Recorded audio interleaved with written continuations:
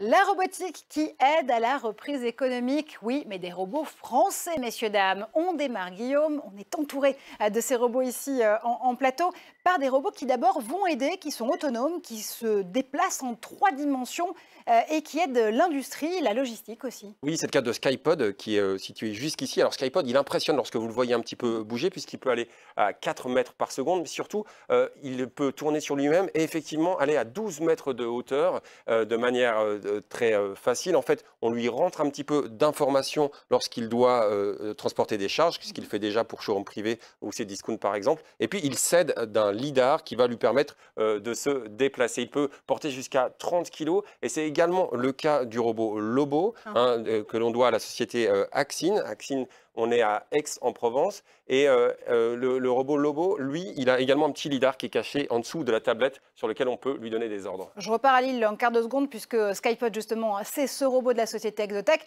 Cocorico, une société française qui a levé 90 millions d'euros il y a quelques jours à peine et qui va développer justement ces robots, notamment au Japon. On continue avec Axine, on repart cette fois-ci de l'autre côté de la France.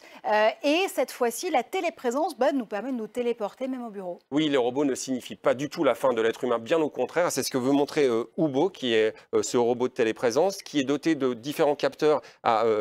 Bonjour à Fabien, donc Fabien qui est à Aix-en-Provence, des capteurs de température, mais également, bonjour Fabien, des capteurs de reconnaissance faciale, vocale, traduction instantanée. Et ce que je trouve assez intéressant, c'est que ce robot qui a été mis en service dans des hôpitaux en Seine-et-Marne, par exemple, qui aide également, qui permet à des enfants malades de suivre des cours, eh bien, il redonne vraiment de l'humain au cœur de notre expérience. Alors, Fabien, on peut interagir ?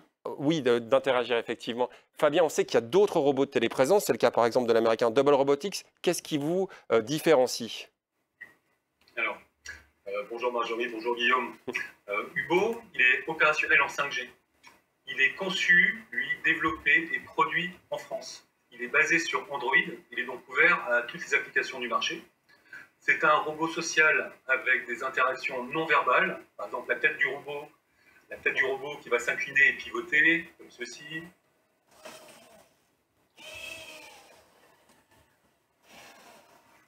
Voilà. Voilà, et des emojis qui vont pouvoir augmenter la communication. Et là, comme on est très content, on met un petit emoji vert.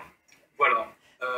C'est donc un robot de son simple à utiliser, simple à développer, et il est sécurisé. Par exemple, cette conversation est actuellement cryptée.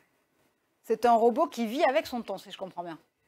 C'est un robot télésocial, c'est-à-dire Fabien est à plusieurs centaines de kilomètres de nous, mais on a vraiment l'impression qu'il est à nos côtés, Marjorie. Eh ben, merci infiniment. Merci Fabien, merci Guillaume. Vous l'avez compris, c'est la fin de cette émission. Merci à vous de nous avoir suivis.